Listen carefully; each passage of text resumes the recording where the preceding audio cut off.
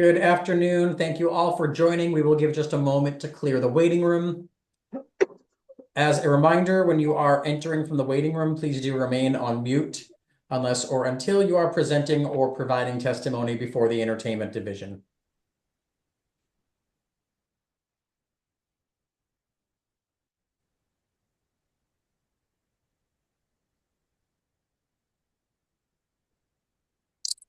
Give it just another moment as folks are still coming in from the waiting room. Hello.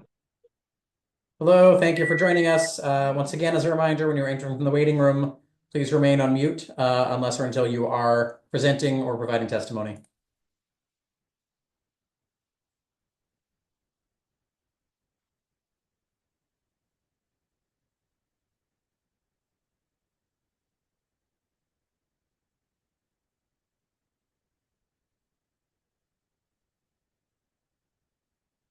Good afternoon. This is an administrative hearing before the Entertainment Division of the Mayor's Office of Consumer Affairs and Licensing. Today is Thursday, June 26th, 2026. This hearing is being conducted pursuant to temporary amendments to the open meeting law. That is what allows us to meet virtually. This hearing is being recorded and will be posted to the City of Boston's website. We are joined today by the Executive Director of the Mayor's Office of Consumer Affairs and Licensing, Kathleen Joyce, and Director of Operations, Rebecca Fu. I'll read each item on today's agenda into the record in the order that they appear.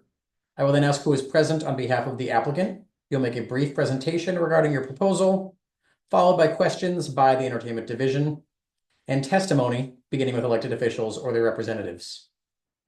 For members of the general public who wish to testify, please limit your testimony to 2 minutes, and please state your name, address, and affiliation, if any. Please note that the Entertainment Division has already received several written comments on today's agenda items. Each letter is part of the applicant file. There is no additional weight given to oral versus written testimony. If you are planning to testify this afternoon, please state whether you have already submitted a letter, and please use your allotted 2 minutes to provide additional testimony rather than reading your submitted written testimony, which is already part of the record. Begin with the first item on this afternoon's agenda. The applicant is Early Monsoon LLC, doing business as Don't Tell Auntie, located at 1080 Boylston Street. The application before the division is to add the entertainment categories of audio device, TVs, disc jockey, instrumental and vocal music, up to 8 performers for 7 days a week until 2 a.m. Who is present on behalf of the applicant? This is Babu Koganti, one of the partners. Okay. Thank you, Mr. Koganti. If you could please just briefly present the proposed entertainment application to the division. Yes. So we are already operating a restaurant and bar called Don't Tell Auntie, right across Berklee College of Music. So we want to add, we keep getting a lot of students coming in and asking us if they can perform fusion music or, like any kind of vocal music or instrumental every single day. So we thought, why don't we make it a part of our program and being like a community, because it's all about music in that area. So we thought, why don't we add like live performance up there? And also for the brunches, there's no good Indian brunch in the city of Boston. So we're thinking to have a live music brunch also added to the program. Thank you for that explanation. Director Joyce, Director Fu may have some questions for you. Can you describe for me a little bit more this venue, how it operates now, the capacity, just so we can get all that on the public record? Yes. So right now it's a regular Indian restaurant and a bar. So we're operating from 11 a.m. through 12 a.m. right now. Probably we might go till 2 a.m. depending on once the students come back and once the crowd is there. And right now it's like we're serving food till we close till we close the doors, till we sell the last order. So we want to add, there is a corner where we can use it for like if kids want to come in, they want to perform, like the next door, like Bebop, they have live performance every day from the Berklee College of Music students. So we thought a lot of uh, immigrant students or Indian origin students coming in and saying, "Hey, we're doing fusion music. So is there a way we can practice here, or is there a way we can perform?" So we want to see if we can make that part of the community and get in students, and if we can help them with something for the day. So that is where we're ideally looking at, so that even the guests would enjoy the live music. Okay. And then if you wouldn't mind describing for us today the types of abutters and neighbors. There are people above you, correct?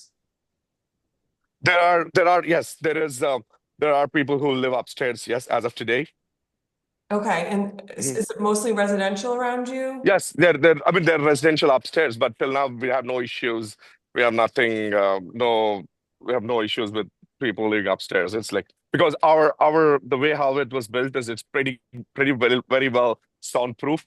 And even though right now we have speakers everywhere, but we have not even one single complaint so far. We've been operating for the last 3, 4 months, and neighbors are happy. They come downstairs, they dine in, and they say thank you for coming to the community. So Okay, in general, would you say, again, this is all for public record, I'm just yes, gonna yes. get it out. Is it Mhm. mostly residential in this neighborhood? Is it No, a no, mix? it's mostly commercial in this area because Okay, it's right across the Berkeley College of Music. It is all commercial in the whole strip up there. okay. Yes. Um, and if you could describe for us what the community process was, who you met with.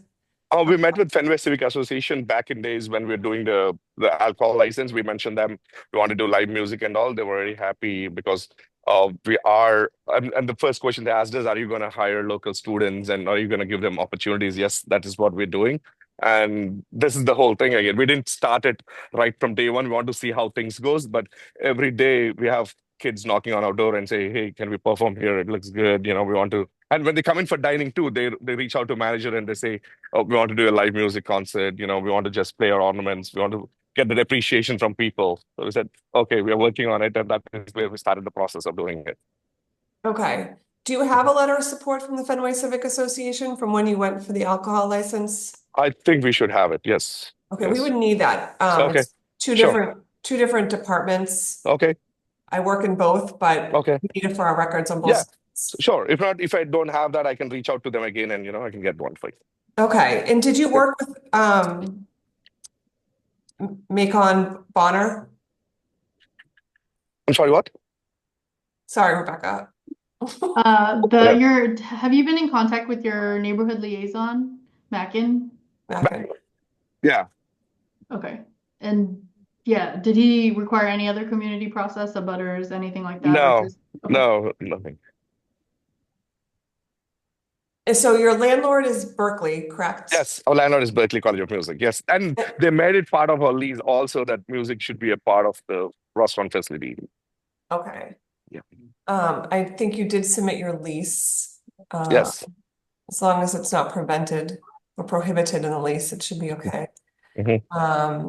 Actually, in fact, they want us to make music as a part of the restaurant, because Okay. it is right. Yeah, that was the part of one of the components. Because when we were signing the lease, they asked us, how do you envision music being a component? And we said, yeah, this is what our vision is, but probably not from day one, but we ought to see how things go and what the community would like it. And what days are you requesting the entertainment for? I mean, we're requesting for 7 days a week, but we ideally won't be playing because on the slow days anyway. So, Okay. or probably we'll play on a slow day, like Monday when we don't have enough. Mondays are usually very slow for us. So probably we want to attract people or the local college. If one of the friends are playing, they can come in, they can eat, and they can watch their friends playing and like. So that's the idea. Okay. And are you the manager? Yes, I mean my manager is my partner, Neeral Patel. I'm one of the partners. Okay, so I'd love to hear a little bit about the manager's experience with running Oh yes, a venue Neeral like this. Patel. Neeral Patel has been in the same community for more than 25 years. He was started his career with owning the Symphony Mart just down the street. He's been a part of Symphony Mart for more than 20 years, and then next door, Shas. He runs a bunch of business in that strip. It is like called Shas Halal as well. So he's pretty much as a part of community since more than 20 years now. So he knows, and he has a great relation with Hamilton, who's our master landlord, and he's a very well-known guy in that area. Okay. Yes. Does he run any other restaurants or? He runs other restaurants, but none of them have entertainment or licenses. So Okay. the other restaurants are like the next door, Shah's Halal Food. It is a late night food joint in that area for the kids. And Okay. there's another Little Steve's Pizzeria, So it's in the same block, like 2 minutes away from this restaurant.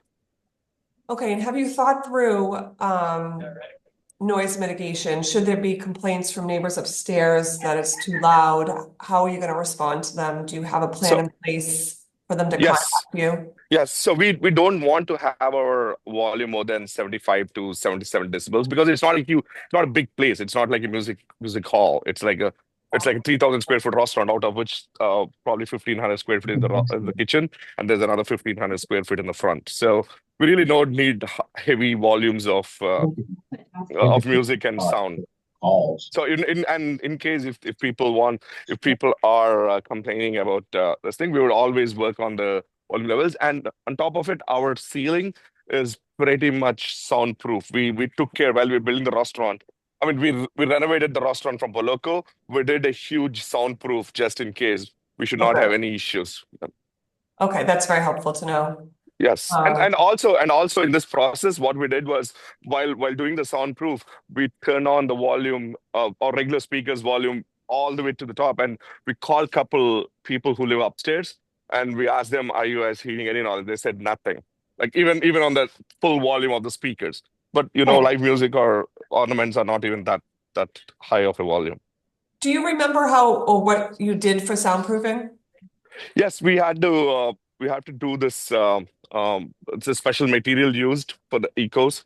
So we had to have 2-3 layers of that materials, and we did the popcorn ceiling Okay. instead of the regular drop ceiling. Okay, just to remind you that the noise ordinance does not allow you to have over 70 decibels after 11 p.m. and no more than 50 decibels. I'm sorry. Oh, sorry, I wrote that wrong. Sorry, 50 Nope. after 11 p.m. Yeah, Right. 50 after My 11 fault. p.m. Yes, yes, Not- yes, And no more than Yes. 70 decibels at any time. yes, yes. So often, should this be granted and as you start to operate, Mhm. especially with the neighbors above you and next to you, it might be a good idea to share a 24-hour contact with them. Okay. So that should Yes. something happen and the noise goes Yes. to soundproof ceiling, call you. Coming to that point, we already shared our 24-hour contact with them because there's another problem with them. There are homeless people in that area a lot. So in when we're not there, or they break in the restaurant or something, if the neighbors keep walking by or looking at it, so we encourage them to call it. So we have a pretty good relation with all the residents up there. So we already gave a 24-hour contact with them. Okay, and do you plan on restricting it to certain ages at certain times, like over 21 Yes, or over yes, 18? yes. So it is more a restaurant with the food being served. So our idea is, usually before 10:30 or 11 o'clock, we would let the families come in and everyone. But after 10:30 or 11 o'clock, we want to restrict only about 21 to come in. Okay. Yes. Okay. Let's see. Will you be having any cover charges for these nights? No, that's not our idea because it's not a club or it's not a bar. We don't want to have any cover charges, nothing. No. Okay. It is more like a sit-down dining where you order food and drinks and enjoy the music. That's the whole idea of this place. Okay. Let me just see. So up to 8 performers.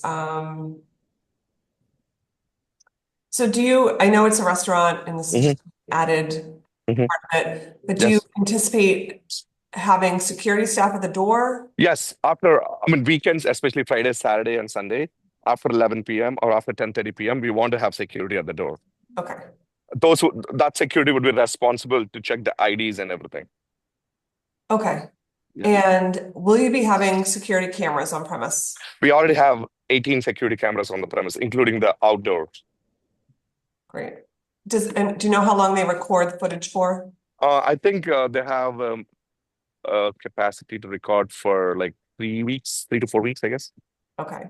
And just to remind you, if any sort of incident occurs on the premise, whether or not the Boston Police contact you, it's probably best practices to save that footage. Should someone then go and say that, whether they're injured or whether, even as your own defense, save that footage if you become aware. Don't wait until, the police come up. Sometimes these incident reports aren't filled out or filed until 10 to 12 days after, and then if they deliver to you Yeah, and your camera gotcha. footage has been erased, it's not helpful to you. Sure, we'll keep that in mind, 100%. Okay. I don't have any other questions. I'm gonna ask Director Fu if she has any. I just want to confirm a few things. No Mhm. dancing by patrons on the premise? No dancing by patrons on the Okay, premise. and then would you ever use any external promoters? No. Okay, and then just lastly, your security staff, are they internal staff or do you hire and? No, we hire a third-party agency only for the weekends on a contract basis. And only if the event is there. And like if we don't want to do an event, if we have pretty good reservations, so we don't even want to do that on the weekends. What agency do you use? We haven't finalized them Oh, yet, so we're okay, talking. okay, no worries. Okay, great. Thank you. Yeah, no worries. And like I said, right, it's even the weekend, if at all we have a pretty good reservations and our staff is slammed, we don't even want to do a DJ in there because we are already having a lot of reservations. And the next day we have to open early. So it depends on the day and and the artists who want to play and all that. So that is not our primary source of income for this place. It is just an additional.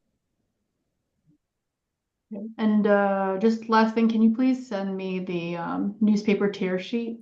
I think I did send it to you this Oh, morning. you did? Oh, Yes, okay. yes, please take a look. Take a look. If not, let me know. And also, I confirmed with Boston Herald, so they said they can do it tomorrow or day after if we do it today. Oh, okay. Gotcha. Okay. Thank you. No worries.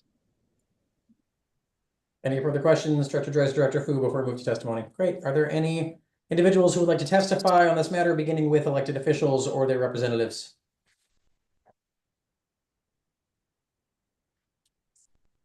Are there any individuals who would like to testify on this matter? Hi. Yes, hello.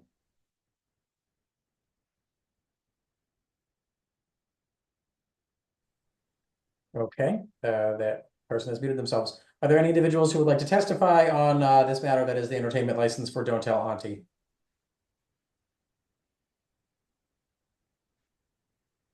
Okay, the entertainment division will take this matter under advisement. There will be an open comment period that will be posted on MoCal's website. That is boston.gov/MoCal, MoCal. And at the conclusion of the open comment period, the entertainment division will issue a written decision. Thank you very much. Thank you. Calling the next item on this afternoon's agenda, the applicant is the Most Worshipful George Washington Carver Grand Lodge, Inc., doing business as Russell Auditorium, Carver Den, located at 70 Talbot Avenue in Dorchester. The application is to add the entertainment categories of disc jockey, dancing by patrons, instrumental vocal music up to 10 performers, exhibition trade shows, stage plays, and floor show for 7 days a week until 2 a.m. Who is present on behalf of the applicant? Glenn Williams. Good afternoon. Afternoon, Mr. Williams. Thanks for being with us. If you could please just briefly present the proposed entertainment application to the division. The proposal that we're applying for is the permanent live entertainment. Is to enhance the culture and the several events that's located in our neighborhood. That several times we've been requested to have live entertainment shows, which occasionally we do, but we have been doing the one-time live entertainment permits. And we are trying to actually move from doing the live entertainment permit to make it part of our regular resume. All right, thank you very much. Can you describe for us today the types of abutters? Is it mostly residential, a mix of residential and commercial? Just so we can get that as part of the record. We really don't have neighbors. There's a lodge next door to us. It's a small lodge next door to us, which is one of our close neighbors. It's also a little Masonic lodge, and he's also a patron of ours on a regular basis.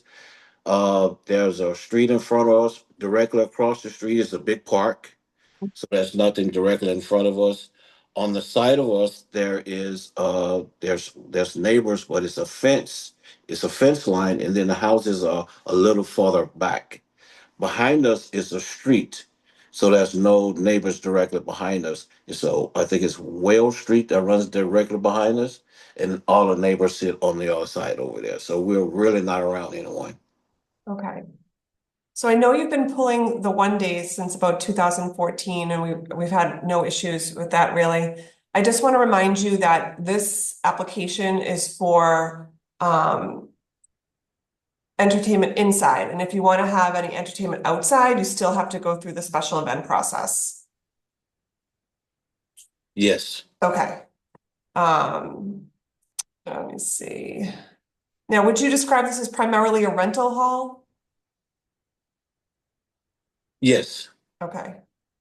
Um, There's two sides. There's the auditorium and then there's the den side. The den side is mostly for members. okay. And the entertainment license will cover all of it, is that correct? Yes, ma'am. Okay. And then, did you complete any sort of community process? Yes, we did. We completed we actually, advisement from our community, Elazon. She directed us who we need to speak with, and the kind of ball kind of got rolling there, and we kind of went forward from there. Okay, if you have any letters of support, please forward them to us so that we could add them to your file. Okay. And during the community process, were there any concerns raised in regards to this request? No, we've had no comments. Okay. Um, That's not true. I'm sorry. Ma'am, we will be taking testimony shortly. okay, let me see, so, could you tell me a little bit about, any sort of, so first of all, are you requesting this live entertainment for 7 days a week, Friday? Is that what it is? 7 days a week, but primarily, I would probably say Wednesday through Sunday. okay. And then are you the manager, Mr. Williams? I am. Okay, can you tell us a little bit about your experience as a manager? I've been managing the facility. I was the treasurer for the facility 4 years prior to becoming the full-time manager. I am currently the grandmaster and president of the organization for the last 3 years. I've been managing the facility. So I have about 10 years of experience in managing this facility as a whole. Okay. And then if you could talk to me a little bit about mitigating noise, and soundproofing, or any issues in the past with noise and complaints, or what have you done? Like, do you close the doors at a certain time? Do you understand the noise ordinance? Yes, I do understand the noise ordinance with the 50 decibels and the 70 decibels, no more than 70 at any time. Like I said, there's no one really in front of us, just a big park. And we have a big parking lot on the side of our building. And outside of the big parking lot is a fence with our neighbors well out of the way. And behind us, it's a street that runs behind us. So there's really no one around us. And our neighbor next door, he's a regular patron of ours. Okay. And then for the record, can you confirm that the total capacity is 886? 886, yes. As a total, Both sides, is that the lodge and the, that's the lodge and auditorium, yes. okay, I'll have to take a look at the floor plan, but, do you know if it's broken down by side or, I have to look at the floor. okay, I'll look too. To look at it to see if it's broken down by size, but I don't know if it is. I think it was. I think when we had the floor plans done, Mhm. it was a number. I think it was like 600 in the auditorium, well, 150 in the den, and as the waterfront room we no longer have, so we no longer do that anymore. It's strictly for members. It's a meeting room now. Okay, let me see. Will you be using promoters? At times, yes. Okay, Not us personally, but there is promoters that come to rent the auditorium from time to time. do you work with, do they work with specific ones? Do you know who they are? Not right offhand. My function manager generally I have 3 function managers. They generally take care of all of that. Okay, I want to just emphasize the importance of making sure your promoters understand their responsibility. Ultimately, at the end of the day, you and your organization is responsible. So if the promoters don't understand the rules and regulations, that ultimately comes back to you. And anything that happens on the premise, whether it's a night that there's a promoter or not, is your responsibility, and your licenses are the ones that are at risk. So I behoove you to make sure you or the event manager talks to the promoters and make sure the promoters understand the rules and the regulations of the entertainment division and also the licensing board. Sometimes we see at violation hearings, a manager will say, well, we used a promoter. It's their responsibility, but we see it as your responsibility at the end of the day, even if there's a promoter. Okay. And then since the total capacity is pretty high, it's 886. Could you send to us, I think you have sent it before, but we're looking for a security and dispersal plan or an emergency and operations plan. Do you have one already? Yes, I think I sent you one before when I was doing the change of manager thing, I believe. Okay, Or so we have that on the alcohol side. I can send it. We'll I check. can the updated one. Okay, I'll make sure, if you don't mind resending that Sure, to the absolutely. entertainment division, that would be helpful. Okay. And do you use a security company? Yes, we do have a third party security as well. And what company is that? JSG Security. GSG? JGS Security. JGS, okay. As well as we have our own in-house security as well. Okay. It's good to know. So we have plenty of security. Same thing goes should something happen with someone on the third party security team, ultimately it's your responsibility. So make sure that they're trained and understand their responsibilities and the rules. And do you have cameras on premise? Yes, we do. And do you know how long the cameras retain footage for? The last I was told by the camera tech was 30 days. Okay. Do you know how many cameras you have? We have approximately 36 cameras, I believe. This is a fairly large building, so we have cameras inside and out. Okay. I'm going to see if Director Fu has any questions. Do you guys charge cover there? Or is it when people rent it out, do they have events where they charge cover? Yes, they do. Just have to make sure that the cover charge is posted, should anyone be able to purchase tickets at the door. Oh, absolutely. Yep. And then do you guys restrict age groups or age certain hours? For us, the largest self, we are 30 and over. Mhm. For the entertainment, when we rent a space like that, it's 21 up. It's 21 and over.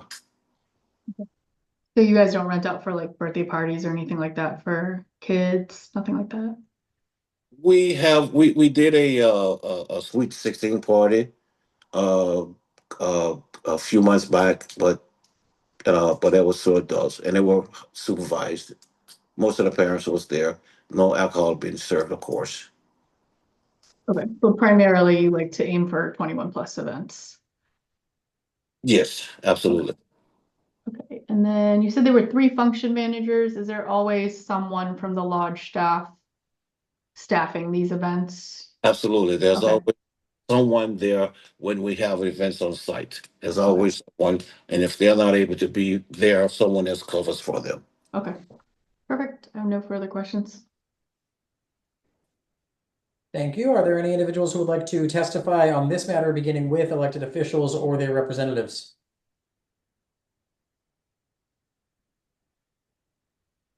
Good afternoon, Chairperson and members of the board. For the record, my name is Jeremy Bembury.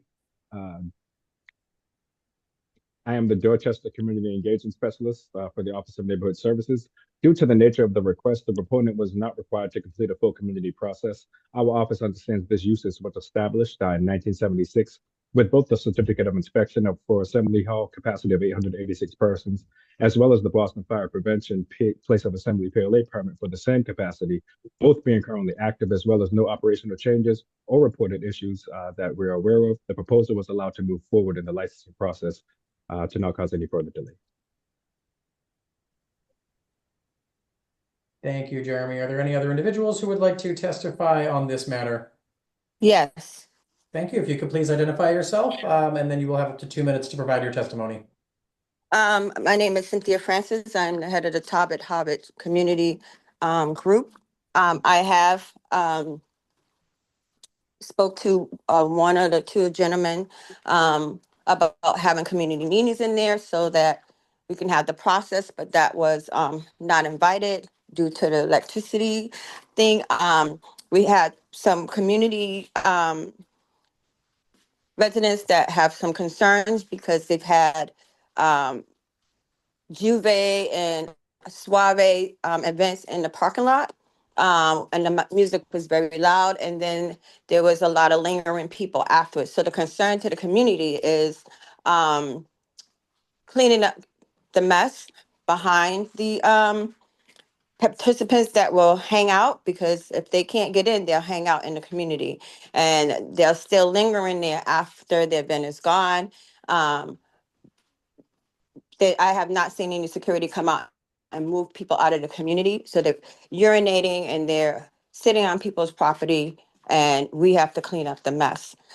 Captain Flynn and their community officer, we have had multiple conversations to the promoter about making sure that they are accountable to have security and clean up after themselves. But we're also concerned about the venue because it is in the heart of the community.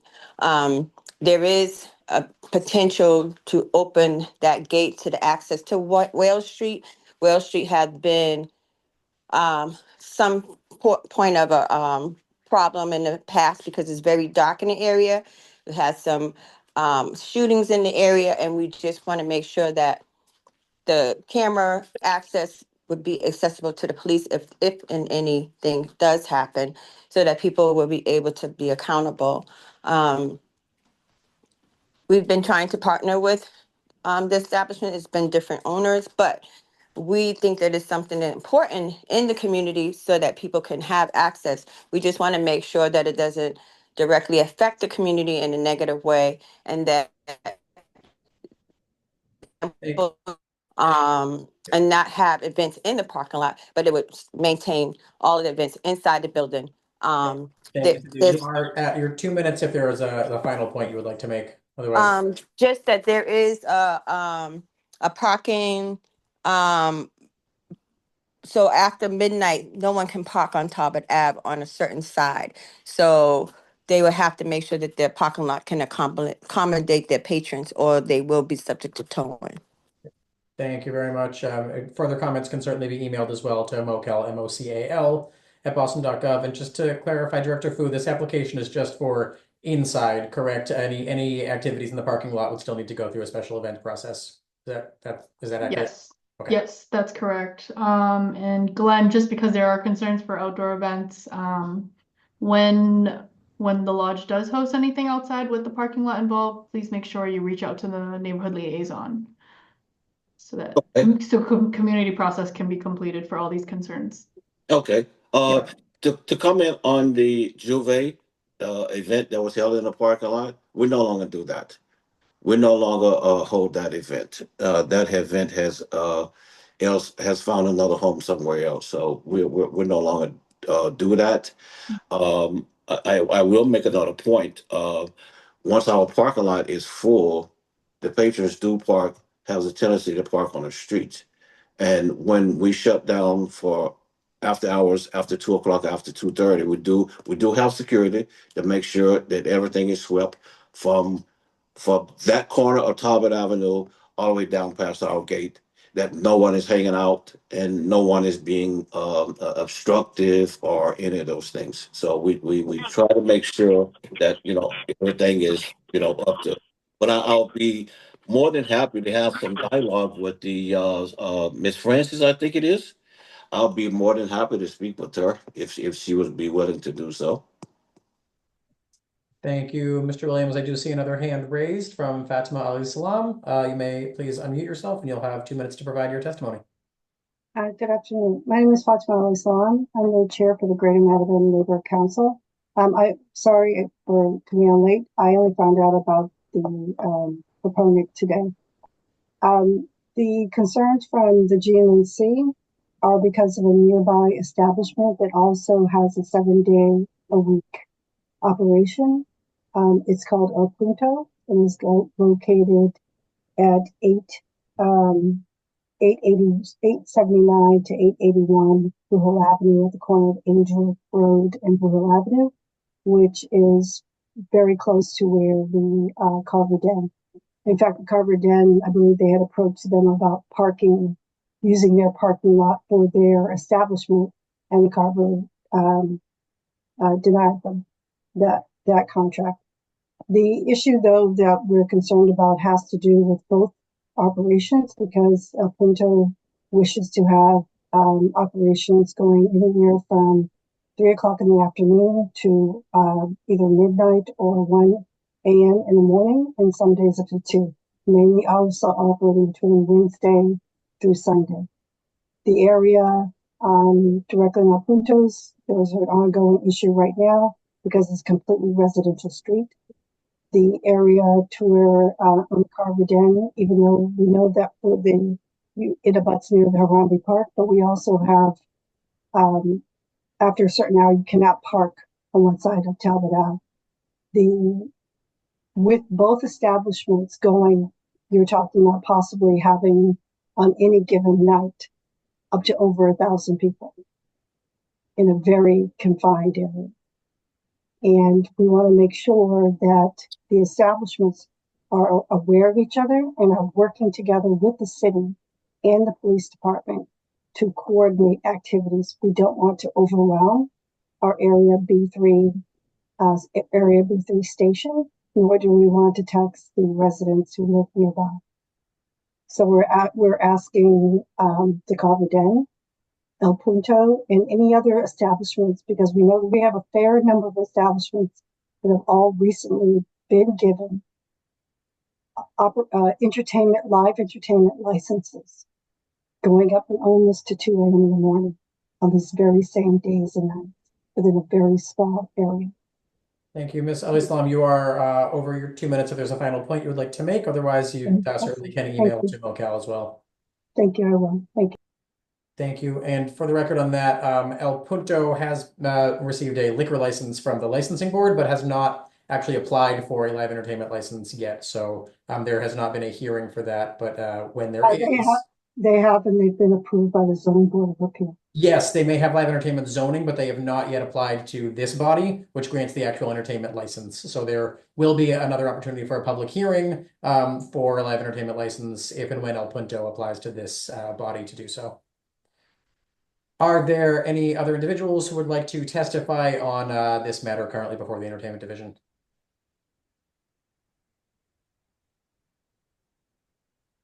Seeing none, the division will take this under advisement as well and will issue a written decision. Thank you very much.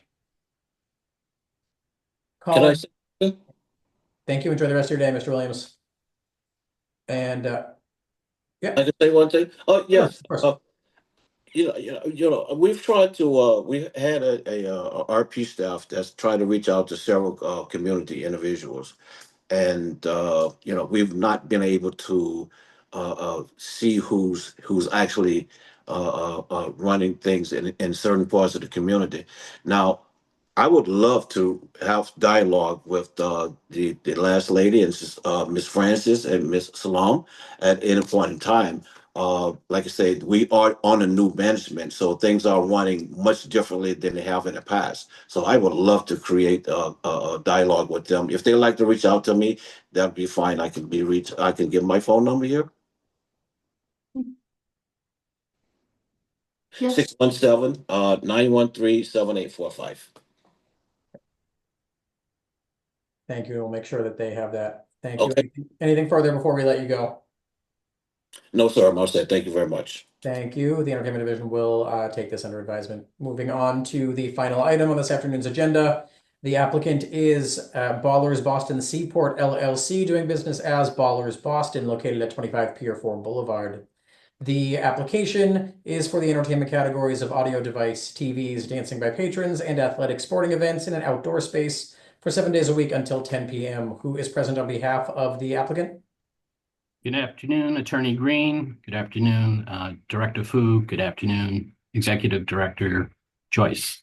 My name is John Connell. I'm from the law firm of Upton, Connell, and Devlin. And with me, I have the proposed manager of record, Daniel Brione, and I have the two representatives of this applicant, Ballers, David Goodstadt and Amanda Potter. Thank you. We see all of them. If you could please present the proposed entertainment application to the division. Sure. This application is for Ballers Boston Seaport LLC, doing business as Ballers Boston. The site we are trying to license is 25 Pier 4 Boulevard, Boston, at the corner of Congress Street and Pier 4 Boulevard. The site is currently an asphalt parking lot. We are applying for an annual entertainment license for the following categories: audio device, to wit, outdoor speakers, 3 TVs, workout classes, and we also anticipate social program to accent the athletic nature of this concept, such as yoga and workout classes, and athletic sporting events, to wit, pickleball and padel courts. This coming winter, we're also considering converting much of this parcel into a skating rink, similar to what you see at the Frog Pond on Boston Common. In general, what we're intending here is a family-friendly venue, mainly featuring athletics, primarily racquetball sports, and pickleball and padel. Padel, if anybody doesn't know, is a sport closer to tennis than pickleball. It uses a slightly smaller tennis ball with less air pressure and therefore slows down the game, and uses a slightly smaller ball with less air pressure to slow down the game. The public would be welcome to reserve courts and play these sports in an urban environment. There will also be a membership tiered pricing as well. We also envision, in addition to the public use of these courts, the occasional games played that are spectator driven, but as that's just an idea at this point, and it's something we may investigate down the road, we're not asking for an annual license for spectator events. And if we ever get there, we would reapply for either a one-day license or an amendment to the license. In addition to this application, just so you know, as you probably know, we have applied for one-day beer and wine licenses to be used at this location. But alcohol, unlike a lot of the Seaport, is to be a very minor component to this whole concept and business. There will be, for the alcohol anyway, there'll be 2 small lounge areas for anybody wanting to have a beer or wine or seltzer after they play. The specifics of the application is the lot is approximately 23,000 plus square feet. There'll be 5 pickleball courts, 3 padel courts, so 8 courts altogether. The total occupancy on this parcel would be 221. This is a rather small amount for the size parcel, but if you allocate 8 people to each of the 8 courts, that's why it arrives at such a small occupancy number. The hours of operation, the closing hour for this business will be 10 p.m., 7 days a week. We're applying for a starting hour, Mondays through Fridays, to be 7 a.m. for those wanting to get in an early workout before they go to work. And the starting hour on the weekends will be 9 a.m. So 2 hours later during the weekend. We wanted, that was an accommodation to the neighborhood association to avoid any noise early Saturday and Sunday mornings.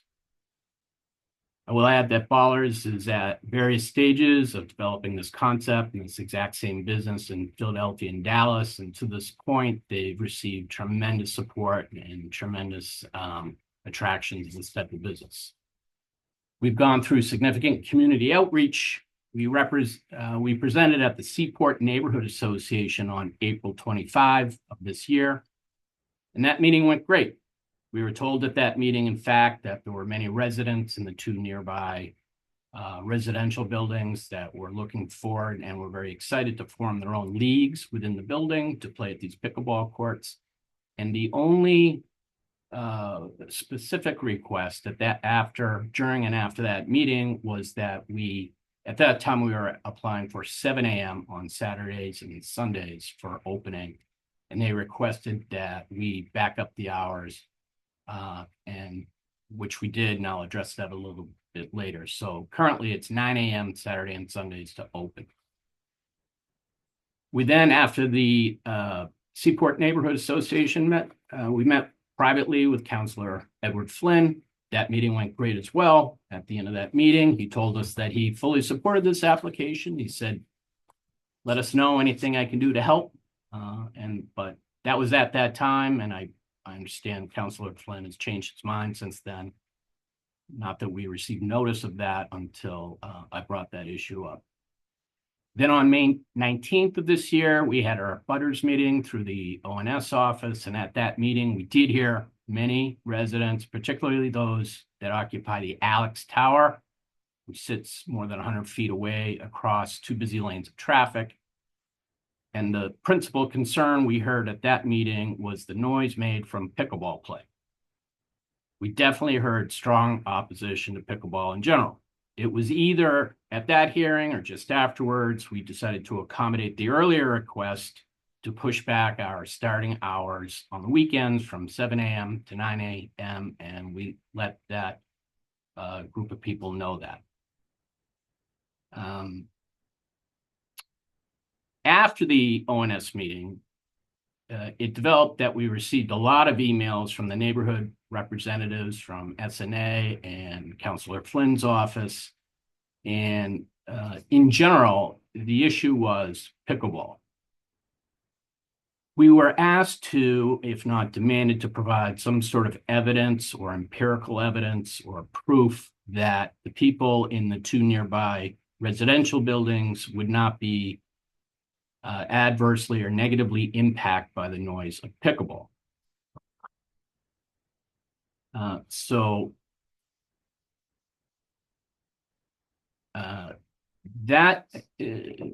Before I get back to how we responded to that request for evidence, let me get into what I think is the proper scope of this meeting in the jurisdiction of MoCal. First and foremost, the zoning use of this lot or this site for athletic use is spelled out and approved in the Seaport's approved 2017 Planned Development Area, or PDA, which is a zoning overlay district that underwent nearly a year of community outreach and community output to develop what we were allowed to do at that site, what we were conditioned to do, and what we were prohibited to do. Although it's a matter of record, I've filed with MoCal the 2017 PDA that covers the site, which expressly provides the allowed use includes, quote, fitness center, health club, gymnasium, tennis court, swimming pool, or other recreational fitness uses. So in other words, there was a very significant community outreach process for the intended use of this parcel long before our application was filed. And I would venture to say long before anybody who's objecting to this application actually moved to this neighborhood. Therefore, the noise generated by the pickleball play is arguably, and with all due respect to the neighborhood representatives, not really an issue before this board today, as it's beyond the jurisdiction of this board, really to regulate the hours of an allowed use, athletic use down on the Seaport. We've not heard really one objection nor one request to modify our hours of operation from anyone relating to the hours of operation as a result of the conversational level outdoor music speakers, which is the issue before this board today and what caused this board to have a hearing. We did hear general objections to traffic, and we heard general objections to the one-day beer and wine licenses, but the one-day beer and wine licenses are obviously not before this board today.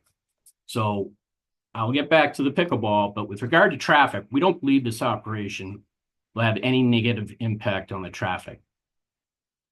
This is already a very busy location, bordered already by 6 lanes, busy traffic, and should have no discernible negative impact on any of the residents in this area.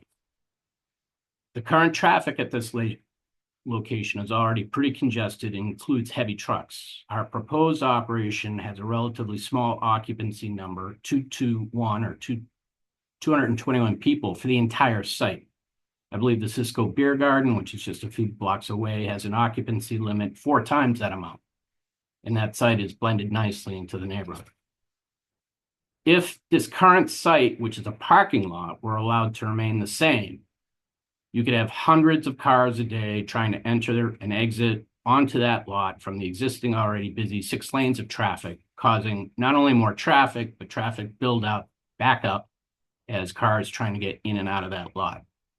If we are a restaurant, for example, we would attract delivery drivers and takeout pickups who tend to double park, and we would be attracting a far greater amount of patrons than our proposed use, which is only just over 200 people. In fact, if the use of the site were to be an apartment building, an office building, a hotel, or just about any other permitted use in a building to match the height of the other neighborhood buildings, such a building would guarantee months, if not years, of heavy construction noise and construction vehicles clogging traffic at this intersection just to build. And thereafter, after it was built, it would attract thousands more people than we are seeking to attract. We're, in this process, trying to substitute an existing parking lot, the very purpose of which is to attract automobiles, with a low occupancy few racquetball courts. And the whole site can be completed construction-wise from what it is now, which is just a vacant asphalt parking lot, to our operating business within a matter of weeks. There'll be no heavy construction. There should be it's a great alternative to constructing a building at this location. Additionally, as the nature of this operation is athletic in nature, and its pickleball courts can be found in many other locations where, if, for example, you lived outside of Boston, or if you lived in Allston, Brighton, you wouldn't travel or drive into Boston or travel across town or drive across town just to play pickleball. We believe our proposed use will attract mainly neighborhood residents looking for a workout. And such types of people, we believe, will be primarily walking to this site. So with regard to traffic, we believe we're actually bettering the traffic pattern over there rather than aggravating it. We are certainly a far smaller attraction for automobiles than just about any other use you could think for this site. So getting back to the neighborhood's primary concern with this application, which is the noise from the 5 pickleball courts and the community process here, because we want to be good neighbors and we want all nearby residents to be satisfied that we have put up a very robust community outreach, I'll address their neighborhood representatives' demands for evidence that the pickleball noise that emanates from this court won't have a negative impact on any of the residents that live there. So for these reasons, even though this is really outside the jurisdiction, venue, or purview of MoCal for licensing this type of use, we actually spent money and commissioned an expert. The Aramos firm, a New York-based acoustic design firm, to run studies, collect data, and conclude if any noise from these 5 pickleball courts, there's almost no noise from the padel courts. We wanted to know if any of the noise emanating from the pickleball paddle could be heard by residents in the area.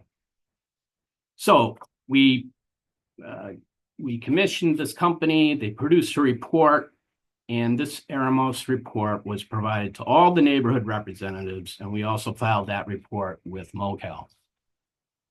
The Aramos report provides very detailed and technical analysis of the sound pickleball play will make at this site, how far those sound waves will carry to be even recognizable or audible. The Aramos report speaks for itself. It's 5 pages long. As I said, the report is highly technical, but I just want to highlight a few points from this report.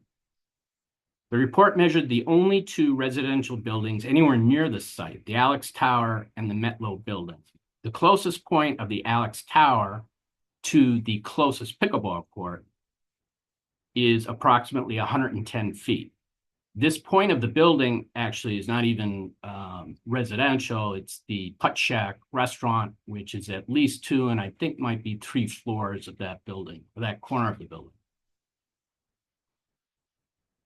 This distance between the Alex Tower and the closest pickleball court is also separated by 2 busy lanes of traffic on the busy Pier 4 Boulevard.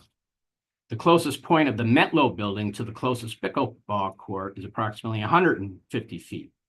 And this distance is also separated by 4 busy lanes of traffic on Congress Street. Without getting into all the testing methods, data collected, and the science that went into measuring the distance of these noise waves, the report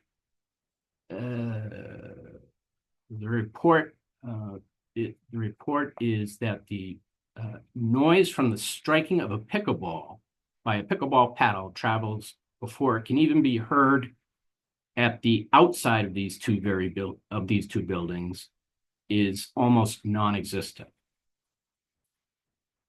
The already existing ambient noise that exists there today before we've done anything at this parking lot includes all of the automobile and traffic noise that exists on the 4-lane Congress Street and the 2-lane Pier 4 Boulevard, which involves two interstate highway ramps and a Massport heavy truck route that are right across from this location. The ambient noise also includes the airplanes that are flying overhead to land and take off at Logan, the outdoor speakers currently used at the outdoor seafood pop-up operation just next door to our proposed location, and the other usual urban noises such as first responder sirens, cars honking, and people on the street. So just reading from the conclusion of the section of the Aramos report, which you have, it says, quote, at 100+ feet, the noise we measured generated by pickleball was barely audible or inaudible. Pickleball noise was not audible or measurable at either property during our testing. This is the outside of these 2 buildings. Based on our calculations, we calculate that the pickleball noise will be below ambient conditions most of the time. Noise is predicted to exceed ambient only during an occasional loud hit at court locations closest to the properties when other environmental noise sources are at the very minimum. Even this scenario, we predict noise will be barely above ambient noise levels at the facade. Inside the residential unit, even in this scenario, we predict noise will be barely above ambient noise levels at the facade. Inside a residential unit with closed windows, noise is unlikely to even be audible. Other residential uses located further away from the proposed activity than the Alex and Metlo buildings are not expected to experience any acoustical impacts at all in light of the empirical evidence provided herein. Also, the report provides that the noise generated by pickleball will never be in excess of 50 decibels, which is the ordinance we're dealing with. And that 50 decibels in the report is also the currently existing ambient noise at this location.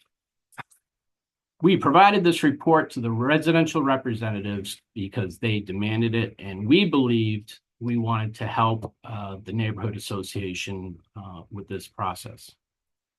Based on the science, there should not be anybody living in either of these 2 buildings, the Alex Tower or the Metlo building, that will ever be even to hear the noise emanated by pickleball from these courts. I understand that there are residents in opposition who speculate otherwise, but I would ask this board to follow the science. So we believe that not only do we engage in the standard community process in the case, but we went beyond what is standard and had an actual expert witness conduct studies, take measurements, and have provided what reasonably should be viewed as a closed case with respect to this one issue. There will be nobody inside of these two buildings that should be able to ever hear these pickleball whacking sounds. So in summary, I just want to say that urban pickleball is simply different than some of the pickleball noise disputes you'll hear of, like in Nantucket. Indeed, there are two outdoor pickleball courts located at the Lawn on D, just a few miles away, which is a far more quiet street fronted on one side by several residential building complexes with a lot less already existing ambient noise to drown out this noise. With regard to the closing hour of 10 p.m., that's 4 hours earlier than the most of the surrounding bars and restaurants in this neighborhood. So, having given those general remarks, I want to turn this over to predominantly Amanda Potter and David Gutstadt, the two executives at Ballers, who can provide additional descriptions of this project and who should be able to answer any of the business operation questions. I don't know if you can hear all those sirens in the background, but I'm on the second floor. But before I do that, I just want to quote from one of the emails and support we received that I have forwarded to the board, which I think very succinctly summarized what we are trying to bring to the Seaport. Quote, as someone who's passionate about fitness and community-driven spaces, I think Ballers represents exactly the kind of active lifestyle offering the Seaport needs. Pickleball is one of the fastest growing sports in the country for good reason. It's inclusive, social, and promotes well-being. Having a thoughtfully run venue for it right here in the neighborhood is a huge win. So those are the general comments. I'm going to turn it over to David and Amanda. And after that, if you have additional questions of either the manager of record, those two, or myself, we can address that then. Sure. I just want to jump in really quickly, Attorney Cannell, just for the people's just to explain to people who may have joined later, but also to reiterate, you mentioned it as well. We are here today not to license pickleball or tennis courts or recreational play. We are here to talk about the licensing of entertainment, and that category includes the TVs, the speakers, the music that would be happening at this location. Should there be a spectator sport, a pickleball spectator sport, like a match, we would license that the same way that we license a Red Sox game or a Celtics game. So I just wanted to clarify that for people, because a lot of so we don't regulate the noise that comes off of a pickleball racket, I guess, is that what it's called? Yeah, So, Paddle. paddle. Yeah, just to clear up what we're even doing here today, this board licenses certain entertainment. You're not here today to license pickleball. You're not here to measure the hours of operation based on the noise of pickleball. In theory, we don't need to come, if we weren't seeking outdoor speakers or any of this other stuff, we wouldn't need to be here today. Yes. We could play pickleball at 2 a.m., and that's... Yeah, so I just want to emphasize that to the people that have joined us, the members of the public. We don't license the sound coming off pickleball paddles. We're here talking about the types of entertainment, including TVs and background music that they're requesting. So with that, if there's anyone else on your team that would like to add to what you've added to, we're happy to hear from them, but just asking you to keep it to about 5 minutes so we can get to members of the public to hear their testimony for this application. I think we can, thank you very much, both of you, and I appreciate that. And hello to the Neighborhood Association and everyone else who's listening. My name is David Gutstadt. I am the co-founder with Amanda Potter of Ballers. And we're very excited to bring our concept to the Seaport. We're in the final weeks of getting ready to open our first facility here in Philadelphia. We've actually had a pop-up open outdoors for the last 2 summers, which has been incredibly well received by our neighbors in an apartment building that's adjacent to where we're operating. So I guess the only thing that we want to add to what John was walking through is, this is going to be, primarily focused on the sports. And so things like music and, the TVs, those are there for really ambient purposes. It's just to provide background music, let people watch a baseball game, a Red Sox game, or if there's a tennis tournament or a pickleball tournament on TV, we would, have those playing on the TVs, so that people could enjoy that while they're, getting snacks. This is not, Cisco has, it's a great thing for some people, but we're not trying to emulate a Cisco beer garden. We're trying to get people here to play sports and commune around sport, and hopefully they hang out for a little bit and get a burger or a lobster roll and and a beer or a light drink afterwards. And so we are going to be open to the whole neighborhood. This is not a private club.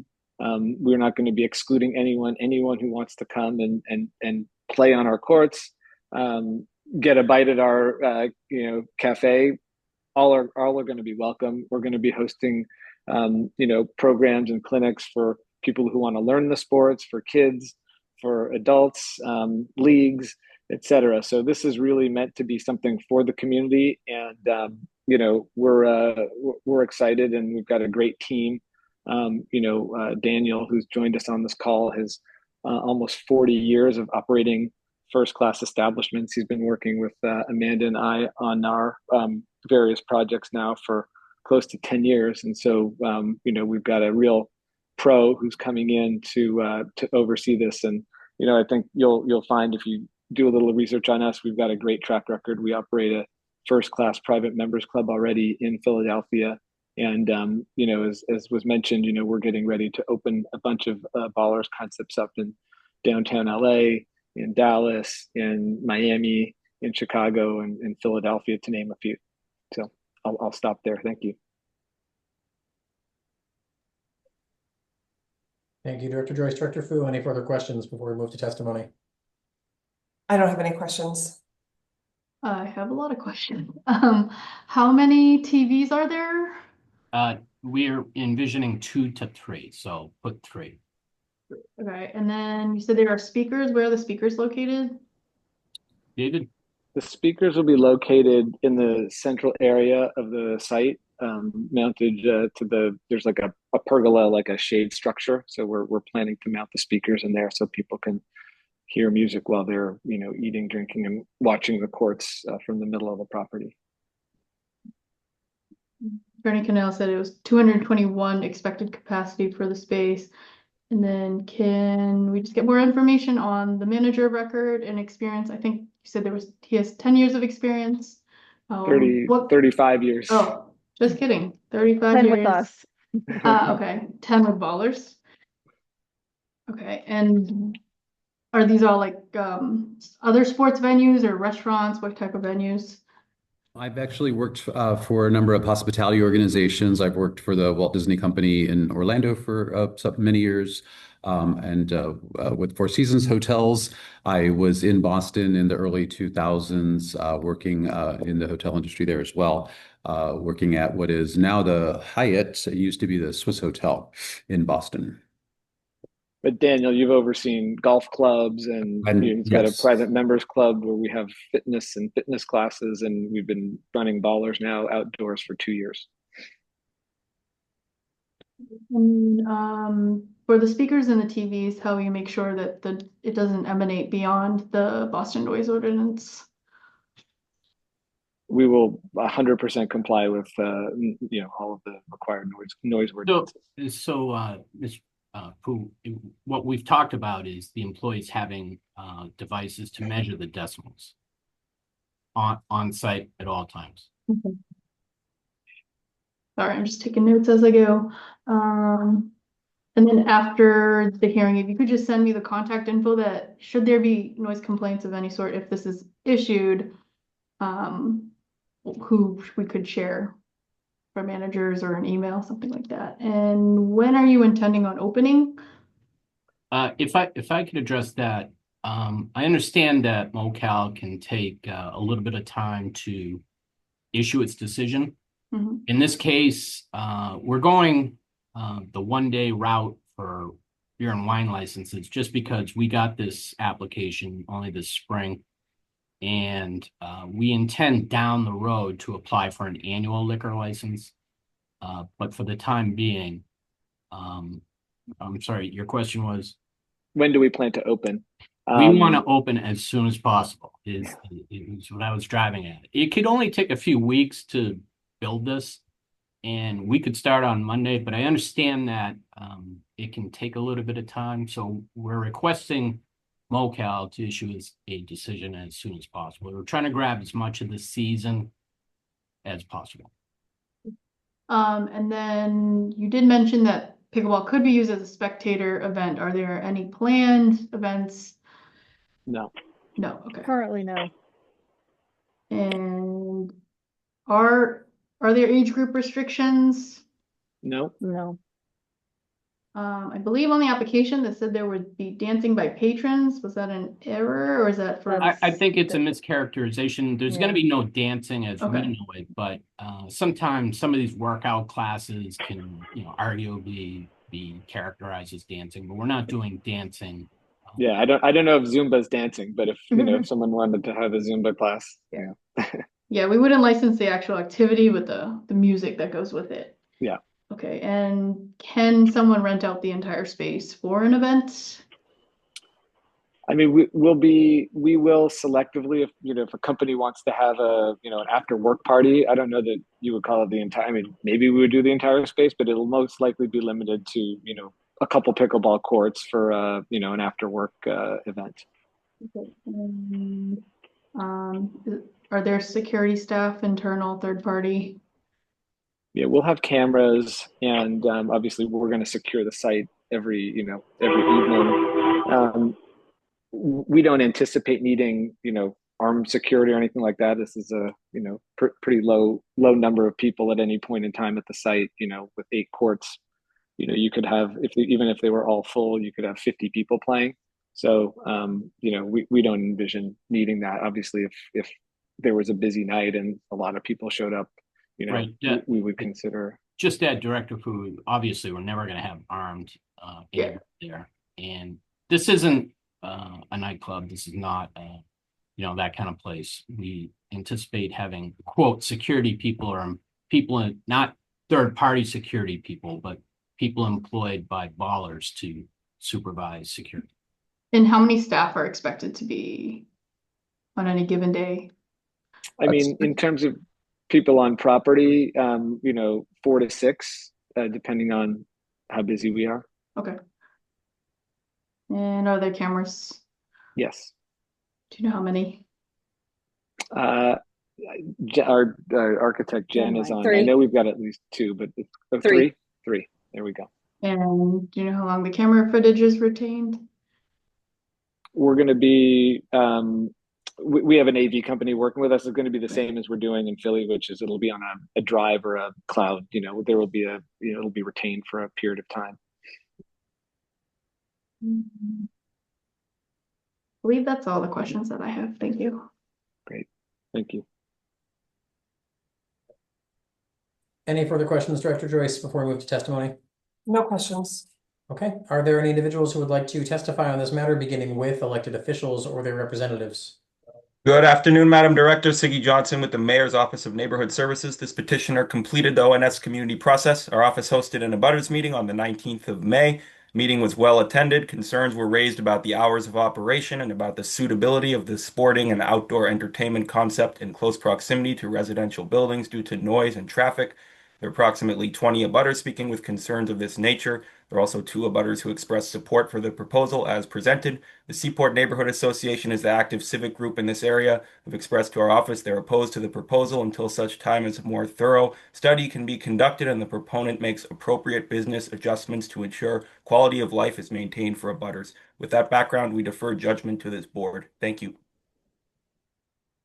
Thank you. I see Sydney's hand raised on behalf of Councilor Flynn. Yes, thank you, Attorney Green and Madam Director. This is Sydney Scanlon from Councilor Flynn's office. Councillor Flynn would like to go on record in opposition due to concerns from the Seaport Neighborhood Association based on the noise study that was conducted. Reportedly, the study omits data that from the early mornings and evenings, as well as urban sound behavior. Councillor Flynn respectfully requests that the entertainment license be denied until a more comprehensive study is conducted. Thank you. Thank you, Sydney. If there are no other elected officials or their representatives with us, we will move to members of the general public who may wish to testify. So that we can go in order, if you could please use the raise hand function. You can find that under React on your screen.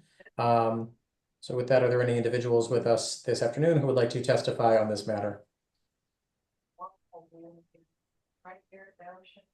Yes, Sun Altbach, I do see your hand raised. I'm going to ask you to unmute and you'll have up to 2 minutes to provide your testimony. Hi, Sun Altbach. Oh, can you hear me okay? Yes, we can hear you. Okay, sorry. Thank you for the opportunity to speak. First of all, thank you for conducting the initial sound study. I think that's a huge step forward, and in line with my other colleagues, having additional information would be certainly welcome.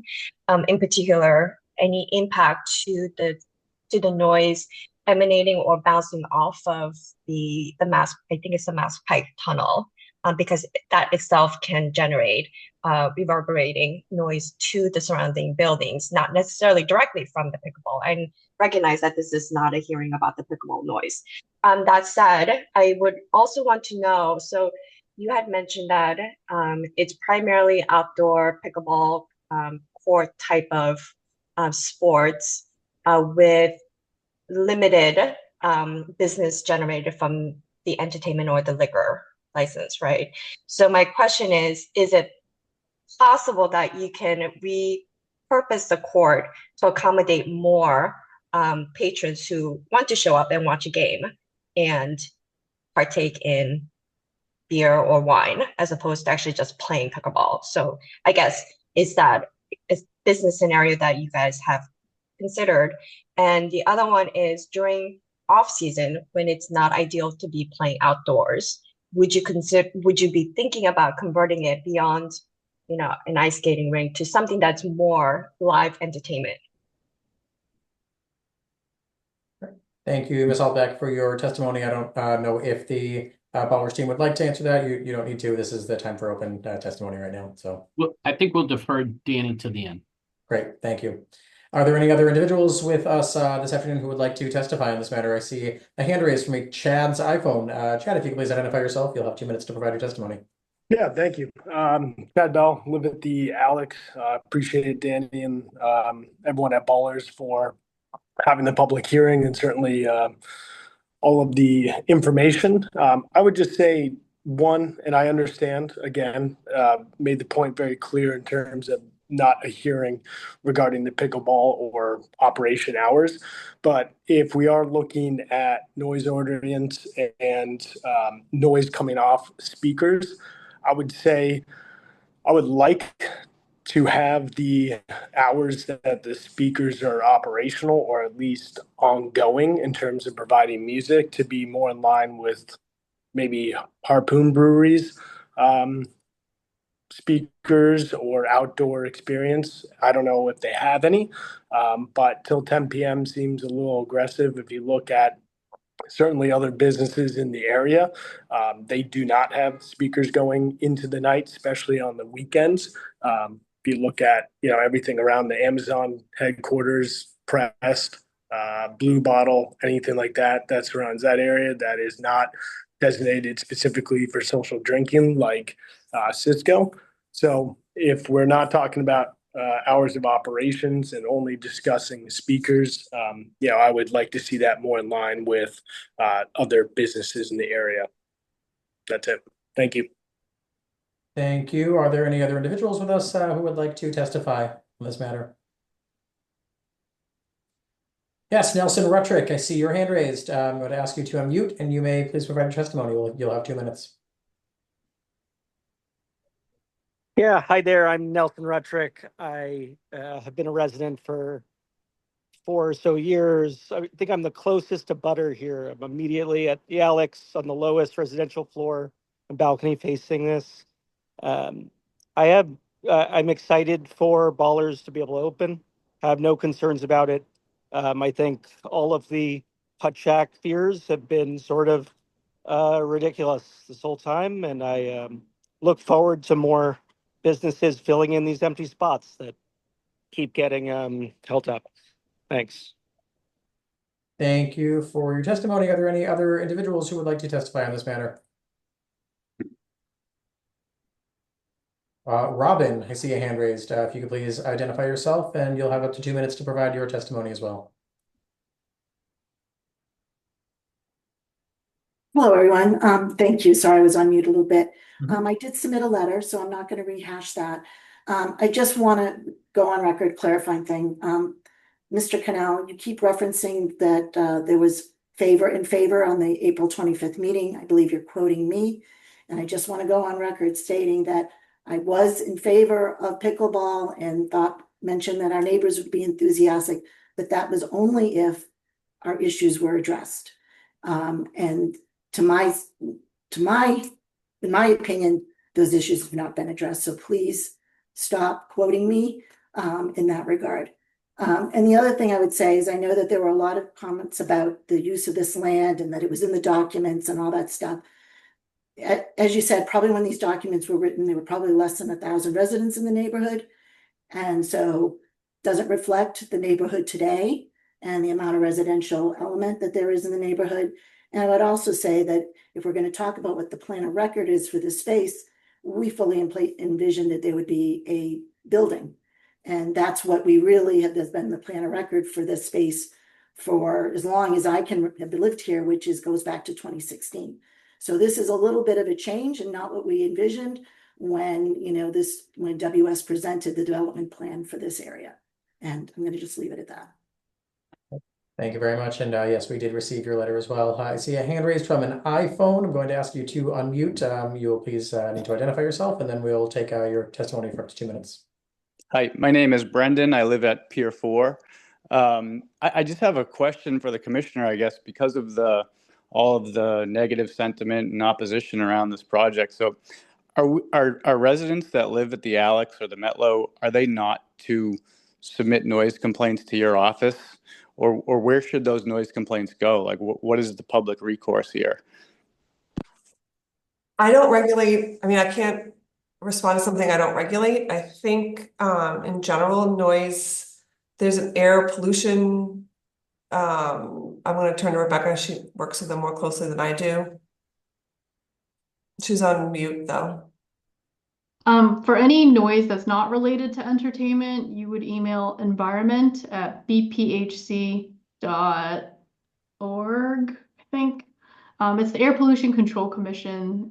They regulate any noise that's not regulated by any other division.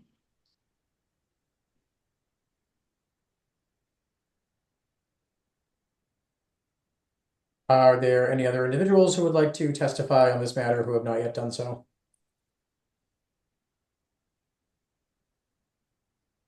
I think I have my hand raised, but no, but you may please provide your testimony. Okay. Now you can even see me. So I guess my question is about the actual sound of TV music, which would be additive to the pickleball study. So and I'm not sure if the pickleball study was for one pickleball on one paddle or 5 pickleballs on 5 paddles, but the frequency response of pickleballs is between 1 and 2,000 hertz, and that particular sound band travels a lot farther than ambient noise. So if you're maybe multiplying the sound study by 5 and then adding the sound of television and music and 221 people, it sounds to me like it would be a fairly loud venue at certain times. Ambient noise is kind of a constant background.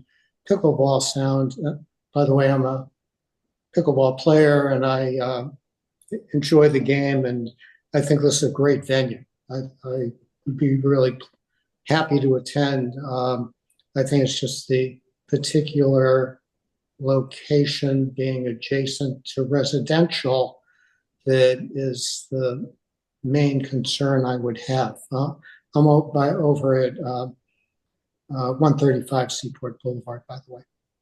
And unlikely it will affect us farther down the street, but just as a general neighborhood noise concern from different venues,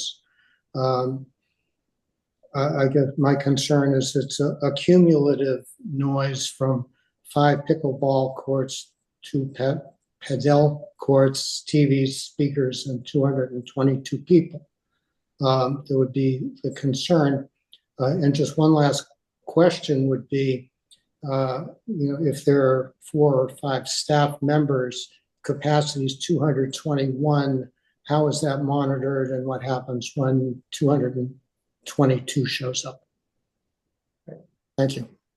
Thank you for testimony. And again, we'll turn it back to the Ballers team at the conclusion of testimony to address anything that has been raised here. Are there any other individuals who would like to testify on this matter who have not yet done so?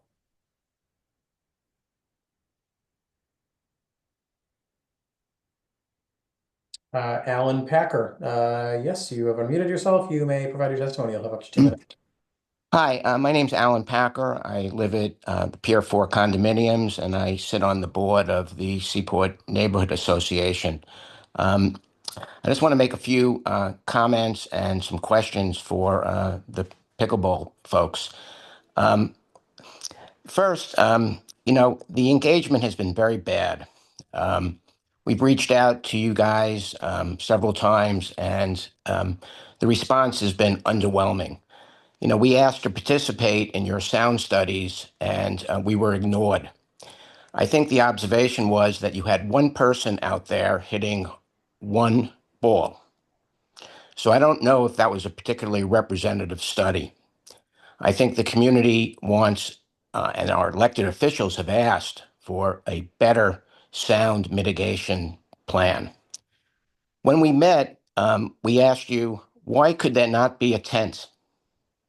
And the response is that you were investigating some sound-absorbing materials that would surround the property. So I'd like an answer on why there cannot be a tent, and what is the status of these sound absorbing materials that you plan to use. My questions are, how large an area is being dedicated to the non-pickleball uses, that is, the areas where the TVs will be and the outdoor speakers? How big an area will that actually be? And do you plan on having those facilities open past the end of the pickleball time? That is, if you're ending pickleball at 10, are you saying the facility will close at 10, or will you be open past 10 o'clock? So those are some of the questions. I think I've run out of time, but I think people want you here, but we want a neighbor who is responsive to us. And we think we've come up with some really good ideas that would mitigate the problems that most people are expressing. There is no good reason why that area cannot be enclosed in a tent. Can I just jump in for a minute and ask, how many people attended the Butters meeting? Because I feel like this is starting to feel more like a Butters meeting, community meeting, than a hearing. I believe there was about 30 people at the that meeting. Okay. Thank you. See another hand raised from a Gabe Altbach. Gabe, I'm going to ask you to unmute, and you may provide your testimony. Hi, everyone. Quick question about the alcohol area versus the pickleball area. And I guess the music too.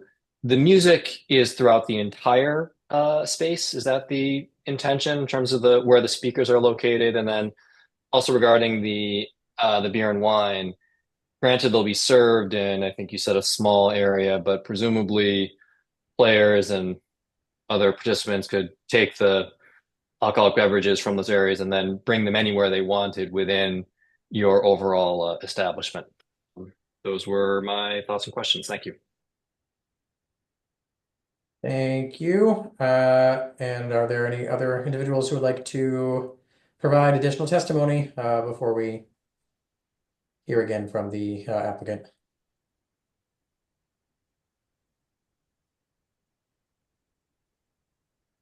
With no further hands raised, Attorney Cannell, the Ballers team, would you like to address any of the testimony you've heard just now?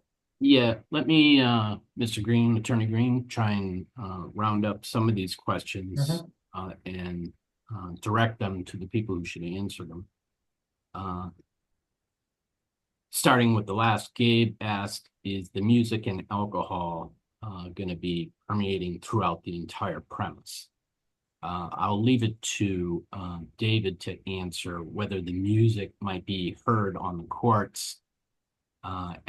As we put in our application, this is conversational level music. We don't even anticipate this music being as loud as the pop-up seafood location right next door.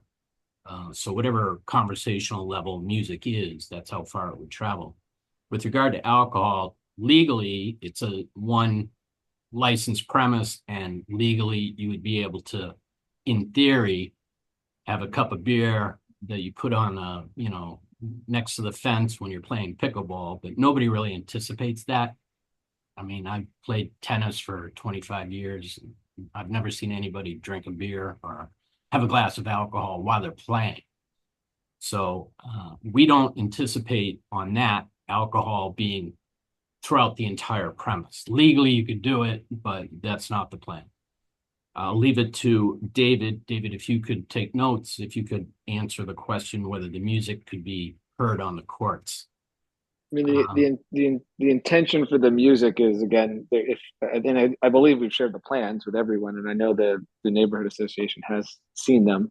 And basically in the middle of the site, the lower middle portion of the site, there is a container kitchen essentially that will be serving food and drinks, and there's a seating area that's kind of sits underneath the pickleball courts and in between the padel courts.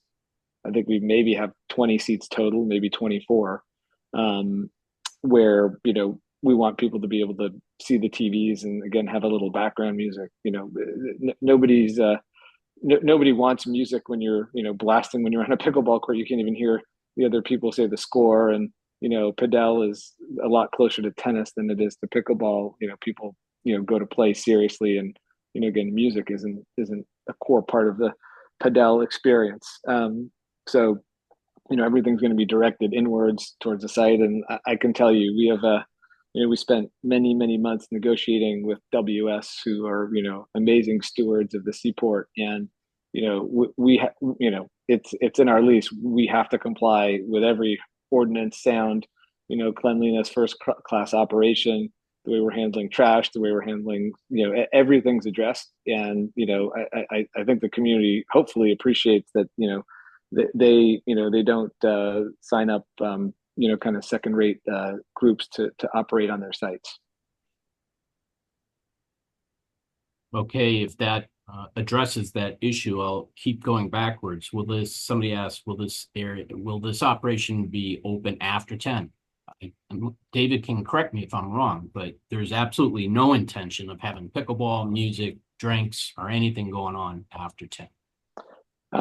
That's correct. I mean, there's a chance in the next year, if we see there's demand, if pickleball wraps up at 10 and people want to hang out for another hour and a game's still on, would we close at 10:30 or 11 potentially? But our plan right now is to operate in the hours that we've described, which is 7 to 10 weekdays and 9 to 10 on weekends. Going backwards again, why not a tent? Why no soundproof materials? Well, again, a tent costs money, and there's a lot more that goes into it, and soundproof materials, we don't need it. We've done the tests. We know we don't need it.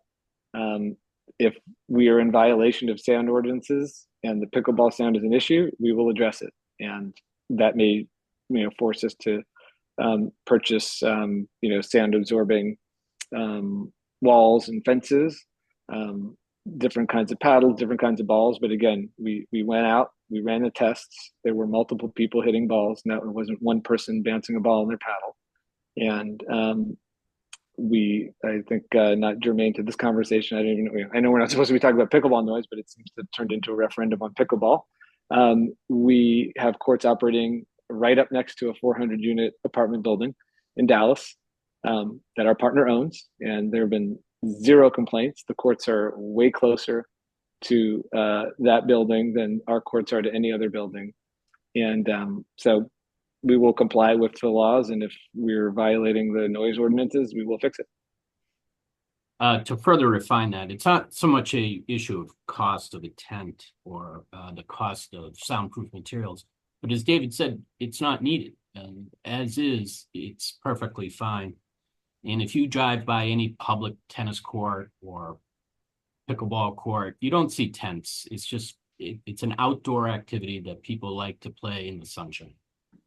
And it just should simply not be needed. So that's the real reason that we're not bothering to go down those roads. If in the future, if it did develop that there was a noise issue, we would certainly address that then.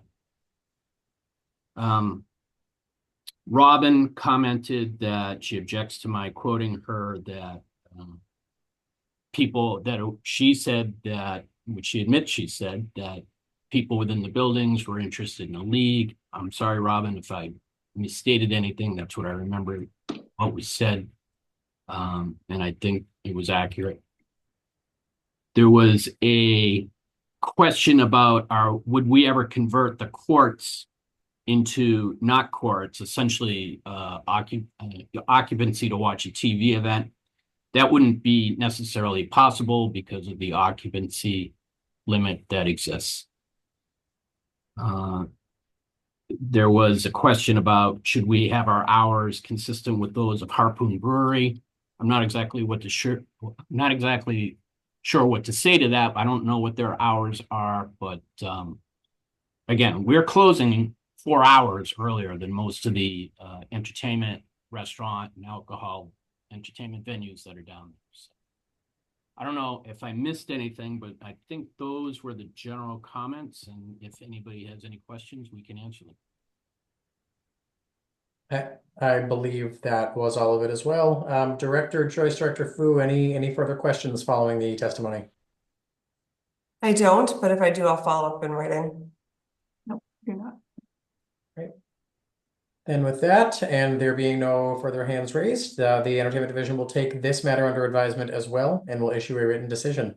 Thank you very much. Those are all the items before the division this afternoon, so that will adjourn this hearing. Thank you all and enjoy the rest of your day.